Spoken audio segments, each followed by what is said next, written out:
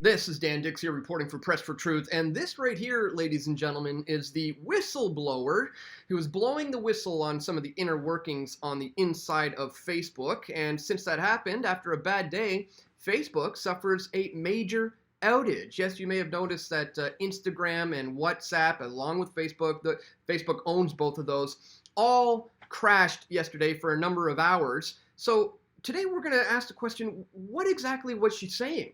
Are some of the problems, the inner workings of Facebook that she is exposing here, and more importantly, as she appears before the U.S. Congress to give her testimony, what does she believe the solutions ought to be, most importantly? So we're going to get into that today, ladies and gentlemen, and as you can tell by the title of this video, this is unequivocally going to lead to more censorship.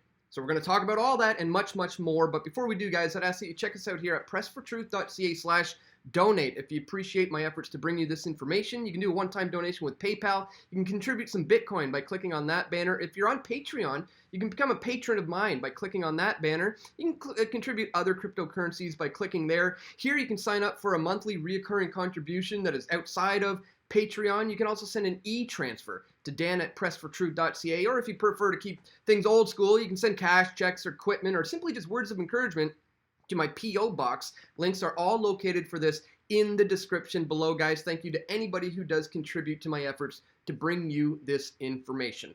All right, guys, so as you know, there was a major outage yesterday. This lasted for hours.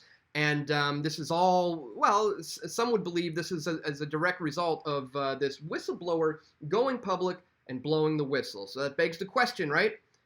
What is she saying is going on here? What does she have a problem with that she sees on the inside that she wants to expose? Well, let's take a look at this little clip here from CNBC, which basically sums up the crux of it.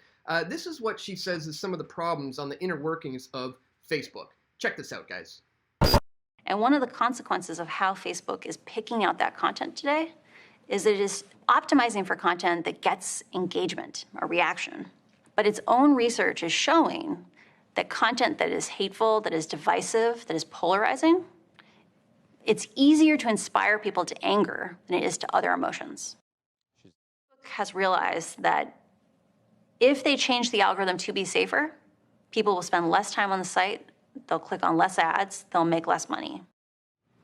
And she took a trove of data, partially appears to have leaked that to the press, but also sent it to the whistleblower's office to the SEC, suggesting that the company was effectively defrauding investors by saying one thing to the public and another thing internally. In a statement, Facebook saying in part, quote, "We continue to make significant improvements to tackle the spread of misinformation and harmful content. To suggest we encourage bad content and do nothing is just not true." So, as you can see there, she correctly identifies that they are utilizing psychological operations to manipulate the emotions and the opinions of their users. And Facebook here has responded saying, "We continue to make significant improvements to tackle the spread of misinformation and harmful content. To suggest we encourage bad content and do nothing is just not true." Well, Facebook, what about when you had to admit to all of this happening? Over 7 years ago, as we see here, Facebook reveals newsfeed experiment to control emotions. It already knows whether you are single or dating, the first school you went to, and whether you like or loathe Justin Bieber. But now Facebook, the world's biggest social network site, is facing a storm of protest after it revealed it had discovered how to make users feel happy or sadder with a few computer keystrokes.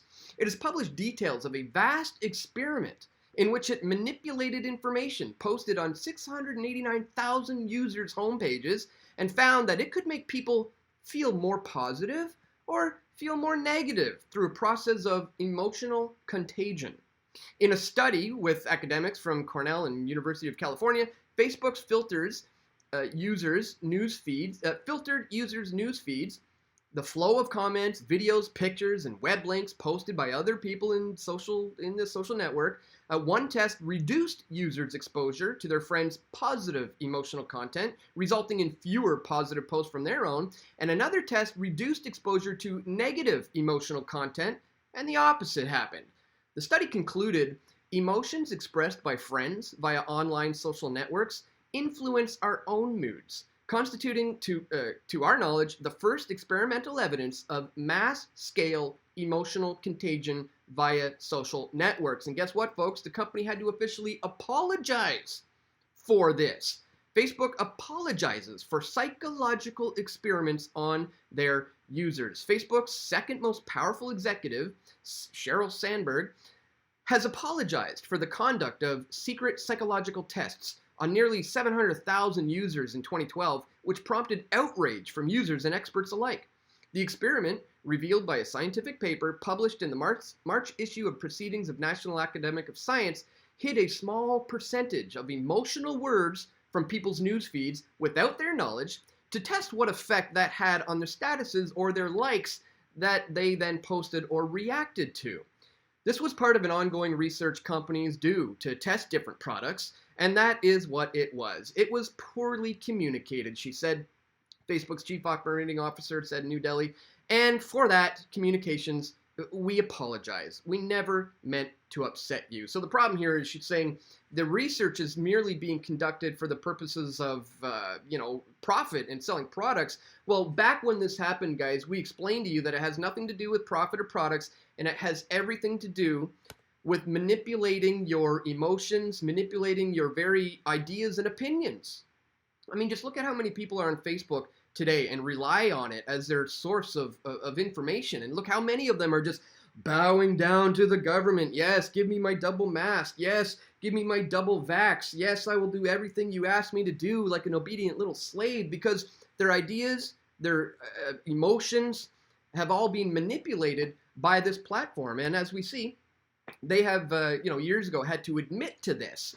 So now they are in denial mode as this whistleblower comes forward. But again, the important thing to look at today is, what is she saying the solutions ought to be here moving forward for this? Well, she disappeared before Congress. I'll put links to all of this in the description below. We see she jaw-dropping moment of truth as she drops all her apparent truth bombs. Facebook prioritizes profit, right? That's what it's all about in this narrative. Not controlling emotions and thoughts and opinions of the minds of the masses. No. It's just about making money. Okay, so what does she say the solutions ought to be? Congressional action is needed. Haugen said she is speaking out because of her belief that Facebook's products harm children, stoke division, and weaken our democracy. The company's leadership knows how to make Facebook and Instagram safer, but won't make the necessary changes because they have put their astronomical profits before people, she says in her written testimony prepared for the hearing. Congressional action is needed. They won't solve this crisis without your help. And boom, there it is, ladies and gentlemen. And here's the problem that I have with that. Facebook is in bed with the government. They are one and the same. It's a Pentagon-run operation. It's CIA book. Okay, so you can't look to the government to solve the problems that are being created by that very same government. And that's precisely the solution that is being called for by this plant. Because what this is going to lead to, ladies and gentlemen, is a more serious crackdown on voices like mine, censorship we're going to see come out of this, and regulation, so that nobody else can really enter this space moving forward once they have a certain great deal of regulation put on there. So the important point I think needs to be made today, guys, is a point I made when I was invited onto RT here. And this is following a Facebook purge where Facebook deleted my Press for Truth page with 390,000 followers on there. Just poof, in the flick of a switch, my page disappeared. So I was invited onto RT to talk a little bit about that, but more importantly, I explained, as you can see by the title here, that an Internet Bill of Rights is not what we need moving forward, and that the free market needs to speak up as a response to what we're seeing today, guys. So just check this out here. This is what I had to say after being purged from Facebook, my 390,000 followers on Press for Truth. RT had me on to talk about that, but I explained the most important thing moving forward, and it's incredibly relevant and topical today. So check this out, guys. Let's discuss this further now with investigative journalist Dan Dicks. Dan, welcome to the programme. Now, if we look at the Facebook bans, do you think it's making the company too involved in politics? And should a social media platform even be deciding which information is fake or real? Well, there is no doubt about this, that this is political. As I said in that tweet that you read out, this is clearly a political move. When you have these major tech companies appointing themselves as the gatekeepers of political thought, well, that is clearly a political move. I was told that this was because of spamming, that we are mass collectively pushing our information on people, or that it was operated from a fake account. All of these things are untrue. The information that I post or used to post on Facebook was information that I produce on my website, which goes against the government. It goes against the status quo. And I think that's what we are dealing with here today, is the silencing of anybody who's, it doesn't even matter left, right side of the political spectrum. It's anybody who goes against the status quo right now seems to be a target. And Alex Jones may have been the first domino to fall, but it seems that they are now coming after some of the smaller guys who talk about similar things. Yeah, I mean, we've heard from the founders of the Free Thought Project and antimedia.com that it's not only Facebook, but Twitter's joined in as well, and they've banned their accounts too. How likely that this is a coordinated effort? It is very, very likely, especially when we consider the fact that the Good Censor leaked document from Google just came out just a few days ago. And we know, in the case of Alex Jones, for example, that it was a concerted effort because they all did it at the exact same time. So when we have a midterm election coming up right around the corner in the United States, I'm Canadian. My channel is Canadian.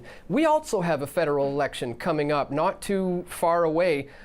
So they are taking away these voices that are actually have an ability to influence these things.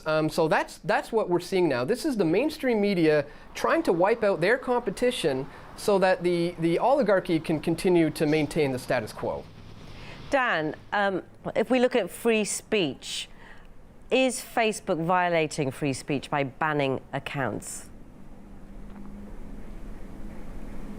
Well, that's an interesting question because that raises the topic of whether or not they are a private company, or if they're a public company, or if they're quasi-private. I am of the opinion that I am not going to lobby for any kind of internet regulation bill. I don't want them to be regulated. I don't want them to be removed from the internet. I would like to see the free market decide what to do with Facebook by choosing to just migrate off the platform, boycott it if you will, and to move over to these other platforms that do support free speech. Platforms like Steemit.com, like BitChute.com, like Minds.com, like DTube. There are a lot of alternative platforms that are popping up now as a result of the censorship of free speech. So I think it's not only a troubling time, but we're at a bit of a fork in the road where it's also an exciting time too. We could see the free market present itself and some really awesome alternative platforms begin to arise. And I'm going to be joining all of them as a hedge against this outright censorship that we're going to be seeing from Twitter, Facebook, YouTube, all the major conglomerates.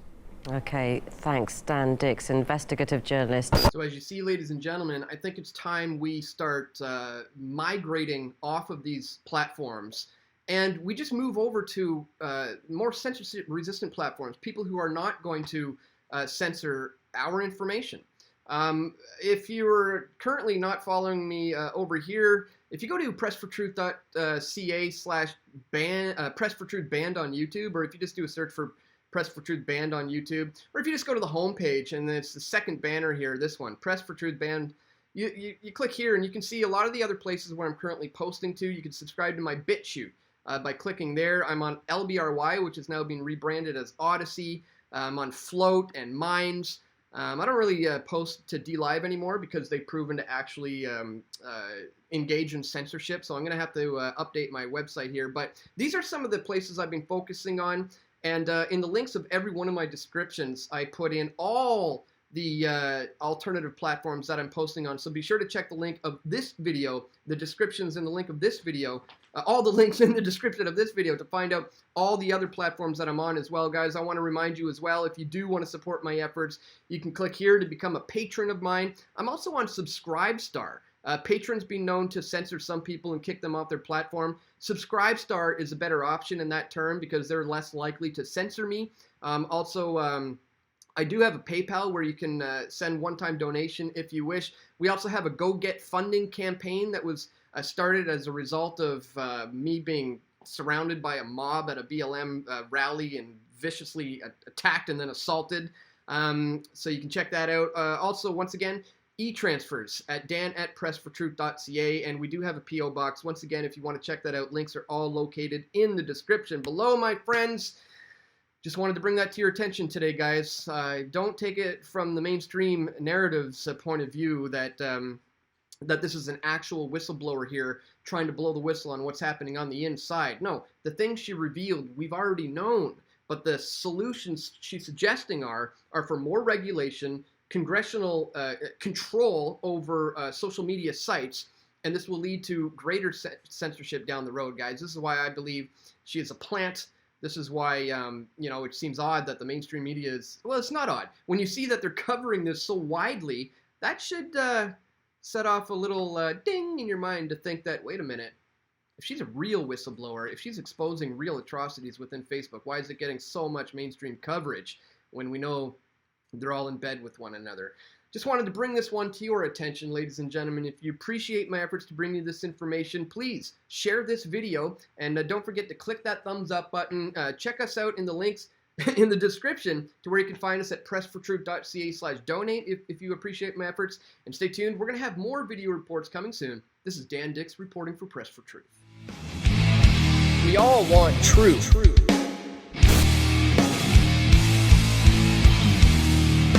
The truth will set you free.